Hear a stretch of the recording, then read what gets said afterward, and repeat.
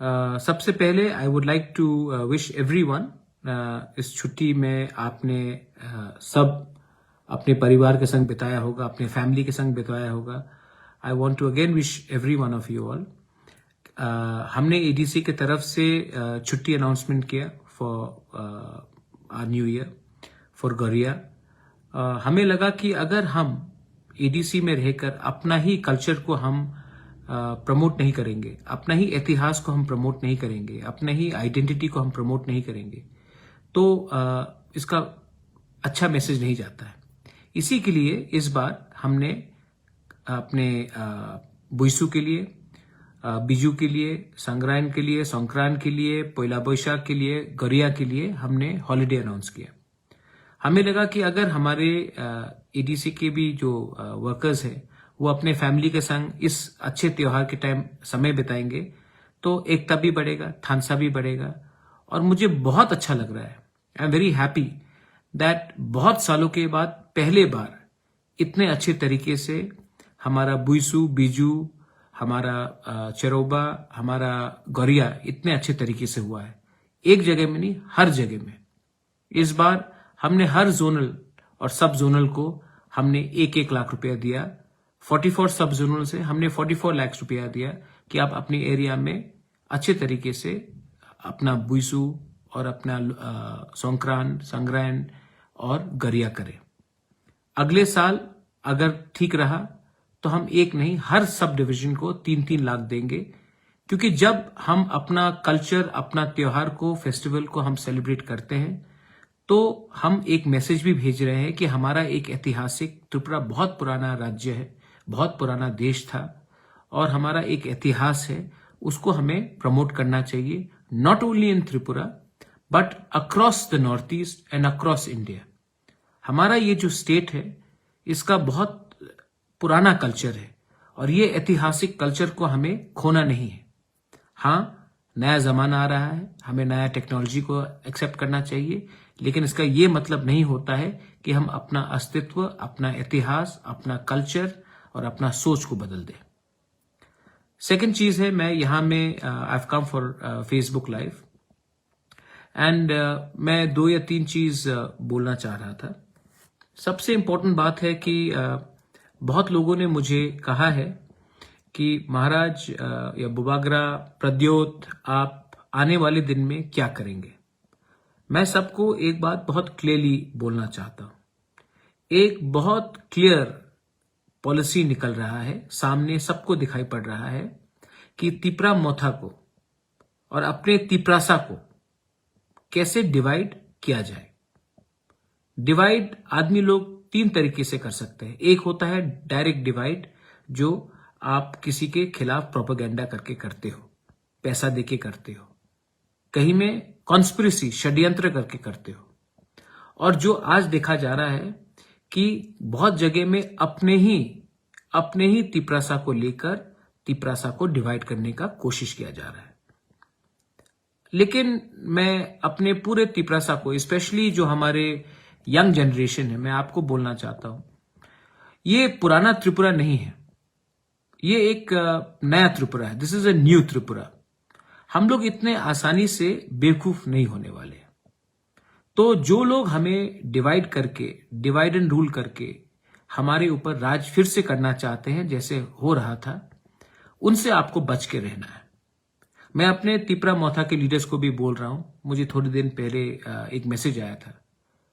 आप अगर उजैंता पैलेस में आमने सामने बुबागरा के हो या सेल्फी में आते हो या मेरे संग इधर उधर घूमते हो, इसका यह मतलब नहीं है कि आप लीडर हैं. आप लीडर तभी है जब आपका खुद का कामी, आपका खुद का गांव, आपका खुद का ब्लॉक आपको स्वीकार करे कि आप लीडर है, आपने दोफा के लिए काम किया है. अगर आपको लगता है कि आप महाराजा के सामने आसपास घूम के आप अपने लोगों को बोलेंगे क्योंकि मैं महाराजा का आदमी हूं, मैं लीडर हूं, ऐसा आप लीडर नहीं बन सकता. अगर आपको लीडर बनना है तो पहले अपने कामी में, अपने ब्लॉक में साधारण वॉरियर बन के काम करो. वीआईपी कल्चर को छोड़ो. और जब इलेक्शन का टाइम आएगा तो टिकट उन्हीं को मिलेगा जो लोकली ब्लॉक से काम कर रहा था. आपको टिकट नहीं मिलने वाला है, क्योंकि आप महाराजा के आमने सामने घूमते हो और आपका सेल्फी आता है या फोटो आता है। पहले अपने एरिया में काम करो, काम का नतीजा निकालो और उसके बाद आप आकर दफा के लिए लीड करने के लिए बात करो। सबसे पहले हमको वर्कर बनना है, वॉरियर बनना है। थानसा को तोड़ने के लिए बहुत कॉन्स्पिरेसी चल रहा है। आज भी मैंने देखा है कि कहीं में ज्वाइनिंग हुआ है।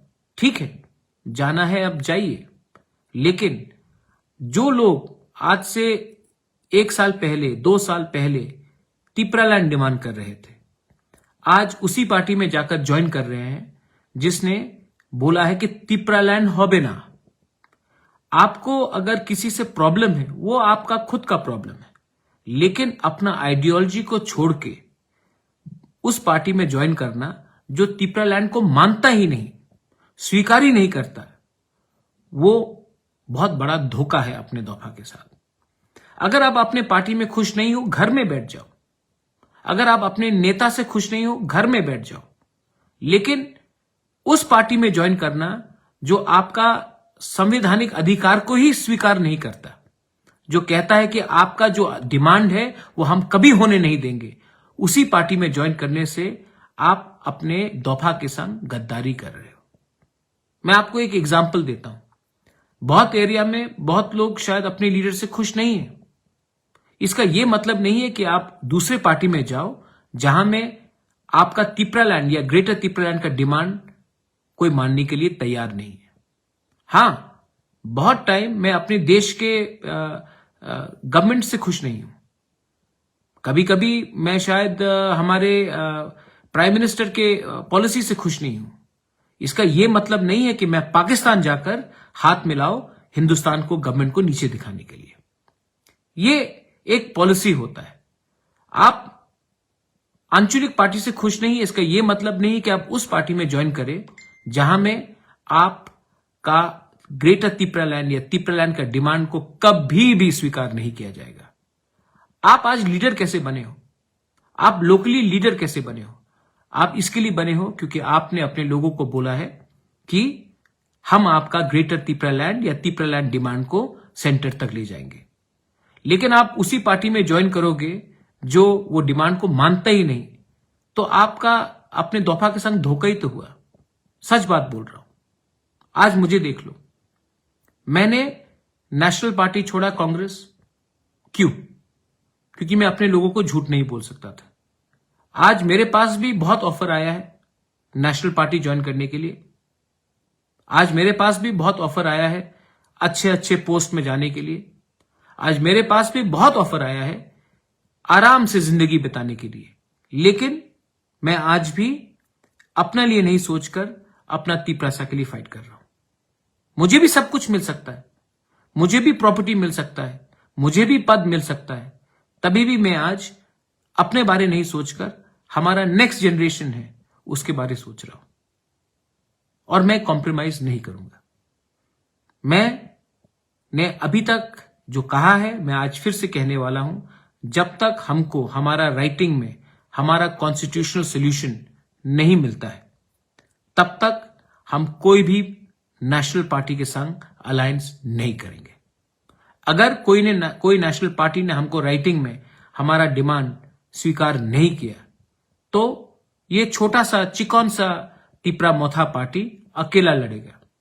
लेकिन आप सब तिपरासा को, स्पेशली यूथ को मैं बोल रहा हूं, मैं फाइट क्यों कर रहा हूं? मैं किसके लिए फाइट कर रहा हूं? आपको मैं क्यों अपील करता हूं फाइट करने के लिए? नेक्स्ट जनरेशन के लिए। मैंने सैक्रिफाइस क्यों किया है? जिनका जिंदगी जाना था उनका जिंदगी तो गया, आराम से गया। लेकिन आज अगर हम लोग एक नहीं हुए, आज हम लोग एक आवाज में हमने दिल्ली में बात नहीं किया एज तिपरासा, आप जितेंद्र चौधरी हो सकते हो, आप रेवती त्रिपुरा हो सकते हो, आप जिष्णु कर्ता हो सकते हो, आप प्रद्योत मानिक्य हो सकते हो, लेकिन अगर आज हम लोग दिल्ली जाकर अपना आवाज एक प्लेटफॉर्म में हमने दिल्ली को नहीं बोला कि तिपरासा का प्रॉब्लम बहुत खराब है, तब हमारा सोल्यूशन कभी नहीं मिलेगा। एक बार अपना पार्टी के बारे नहीं, अपने जाति के बारे सोचो। और बहुत लोग एक अफवाह फैलाता है कि प्रद्योत मानिक्य बंगाली के खिलाफ है। मैं आज तक मैंने बंगाली के खिलाफ मैंने कुछ नहीं किया है, ना करूंगा। मैं भी हिंदू हूं। बहुत लोग बोलते हैं कि आप हिंदू बंगाली के खिलाफ हैं। मैं भी हिंदू हूं और मैं हिंदू बंगाली के खिलाफ कभी नहीं जा सकता। लेकिन मैं ऐसा हिंदू हूं जो मुसलमान को भी प्यार करता है। मैं ऐसा हिंदू हूं जो बुद्धिस्ट को भी आदर करता है। मैं ऐसा हिंदू हूं जो क्रिश्चियन को भी सम्मान करता है। मेरा हिंदू किसी और को नीचे दिखाने के लिए नहीं है। मेरा हिंदू धर्म किसी को नफरत करने के लिए नहीं है। और एज ए हिंदू मैं क्यों हिंदू बंगाली के खिलाफ जाऊंगा? आपने बहुत लोगों को चांस दिया। आपने उन लोगों को चांस दिया जो बंगाली से सचमुच नफरत करते थे। आपने उनको नेता बनाया, आपने उनको मंत्री बनाया। और जो परिवार ने बंगाली लैंग्वेज को सम्मान दिया, जो परिवार ने बांग्लादेश में जब अत्याचार हो रहा था हमारे बंगाली हिंदू के साथ, उनको पनाह दिया है त्रिपुरा में, आप उन्हीं के लोगों को, उन्हीं के फैमिली के सदस्यों को बोल रहे कि कम्युनल। ये पूरा प्रोपेगेंडा है। ये पूरा प्रोपेगेंडा है कि हमें एक दूसरे से अलग करने के लिए। ऐसे प्रोपेगेंडा में आप मत आइए। आज मैं जो अपने लोगों के लिए फाइट कर रहा हूं, तिपरासा के लिए, मैं आपके खिलाफ नहीं फाइट कर रहा हूं। मैं अपने तिपरासा को कॉन्स्टिट्यूशनल राइट देने के लिए फाइट कर रहा हूं। मैं कभी नहीं बोल रहा हूं कि आपको वापस बांग्लादेश भेज देंगे। मैं कभी ये नहीं बोल रहा हूं कि आपको चैन से जीने नहीं देंगे। मैं सिर्फ ये बोल रहा हूं कि हमें हमारे तिपरासा को कॉन्स्टिट्यूशन के अंदर जो और पावर है और संविधान के अंदर अधिकार है वो दीजिए। मैं एक महाराजा वीर विक्रम जैसा आधुनिक त्रिपुरा बनाना चाहता था। मैं महाराजा वीर विक्रम जैसे एक आधुनिक त्रिपुरा का सोच रखता हूं आज भी, जहां में हम सब शांति से जिए, जहां में हमारा कॉन्स्टिट्यूशनल राइट भी बढ़े और आपका कॉन्स्टिट्यूशनल राइट कोई नहीं छीने। लेकिन ये पॉलिटिक्स के गंदे राजनीति ने हमें दूर किया। मैं इलेक्शन जब भी होगा, मैं अपने पूरे वाईटीएफ वॉरियर्स को, टीडब्ल्यूएफ वॉरियर्स को और तिपरा मोथा के सीनियर लीडर्स को एक बात बोलना चाह रहा हूं। मैं रेडी हूं। और मैं रेडी इसके लिए हूं क्योंकि मैं अपने लोगों को धोखा नहीं दे सकता। मैंने आपको एक कमिटमेंट दिया है और मुझे अपने लिए अब कुछ नहीं चाहिए। मैं आप लोगों को धोखा नहीं दे सकता। इसके लिए आई am ready for that one last fight. और जो लोग मोथा में नहीं आना चाहते और जो लोग आईपीएफटी से दूसरे पार्टी में ज्वाइन कर रहे हैं, मैं आपको सिर्फ एक बात बोलना चाहता हूं। मेरे वाईटीएफ को बोलना चाहता हूं, बुरी बदल को आप जाके मिलिए, समझाइए और एक संग होने का कोशिश कीजिए। मैं अपने आईपीएफटी के लोगों को बोलना चाहता हूं, आप लोग भी मेरे संग आइए। एक पार्टी दोनों बन जाते हैं। अलग अलग पार्टी बन के एक डिमांड रखने से क्या फायदा? दोनों एक पार्टी बन जाते हैं। सबको कुछ मिलेगा, तिपरासा को कुछ मिलेगा। आप कब तक मंत्री रहोगे? आप कब तक एमएलए रहोगे?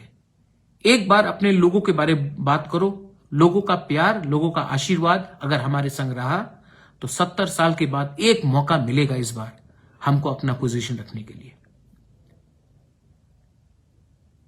मैं आपको लास्ट चीज बोलना चाहता हूं। इस गर्मी के टाइम में मेरे वाईटीएफ ने सब गांव गांव कामी कामी जाकर पानी डिस्ट्रीब्यूट किया।